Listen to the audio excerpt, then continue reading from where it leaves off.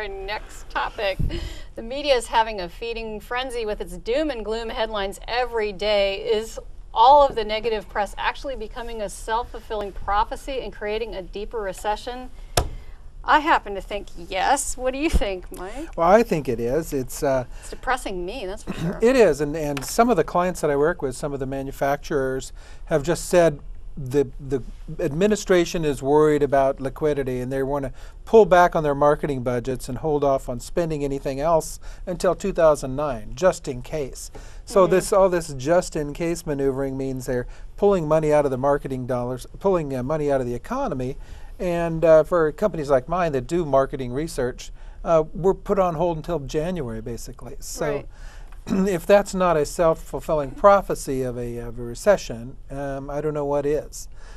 So you just have to hustle around and look for those forward-thinking companies that understand that when other companies are retreating, that's a good time to step in and make a move, an aggressive move. So I guess it comes down to whether the company is in a good, solid cash position or not. And if you're in a good, solid cash position, as in the real estate business, it's a good time to buy.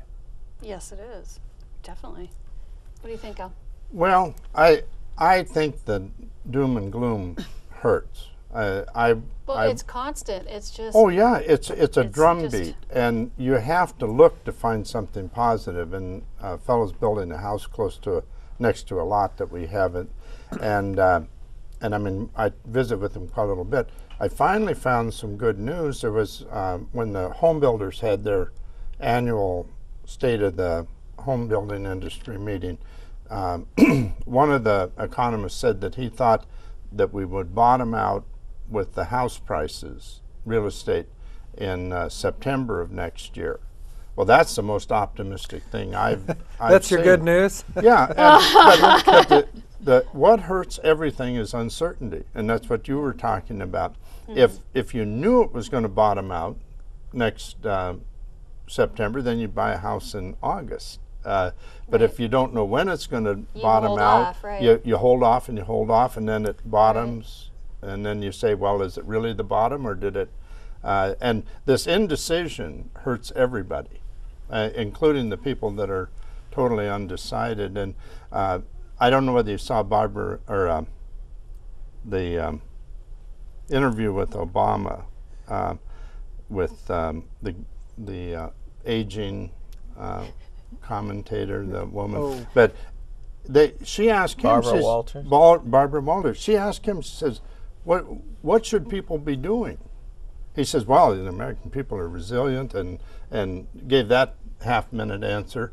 And then I think she gave him the eye and be specific. He says, unplug your cell phone charger when you're not using it. What? And then move on. Well, believe me, there's got to be other answers out there. And I don't think he did. Does the cell phone charger use electricity? Apparently it does. It does, yeah. And if we would, and I feel bad because we have two different types of phone, and we have two of them plugged in almost continually when they're not being used. Well, it's like a design flaw to me. I don't understand why it's using electricity. People are looking for some certainty in what's happened. What they've done so far in the Congress, nobody knows whether it's effective or not. You get into the car manufacturers, nobody knows what it's going to take. Right. And I can't believe anybody going out and buying a car now unless they have to. But people are still going to eat. People are still going to. There's plenty of things. But they may not go out to eat. They're still going to enjoy their health. Places like Sur La Table, and any place who sells things to help you cook at home is going to do pretty well. So now might be a really good time to be buying a car, though. I mean, the car dealers are hurting. I would assume sales are way down, and now if you were in the market or even thinking about being in the market, I mean, it's always a good time to be shopping when other people aren't. And because the person selling the item but do you want to put it into a car that's not going to be worth as much a month from now, or do you want to save that money and invest it in real estate? Well, I wouldn't just advise buying a car for no reason, but if you're in the market, or even if you're thinking maybe that you would be replacing your car in the next year or so, I would make the suggestion that now is probably the time where you'd get the best price rather than waiting a year when, if the market rebounds, you're not going to get as good a price. I wanted to touch on one thing before we run out of time, but the Economist had an article, they've done this a couple of times, called the R-word index, the amount of times the word recession is used in the media. And they watched the New York Times and the Washington Post one time, and another time they watched Britain's broadsheet newspapers, and they found a direct correlation between the number of times the word recession is mentioned in the press to the actual line of when we went into a depression and when we left the recession, depression, whatever you want to call it.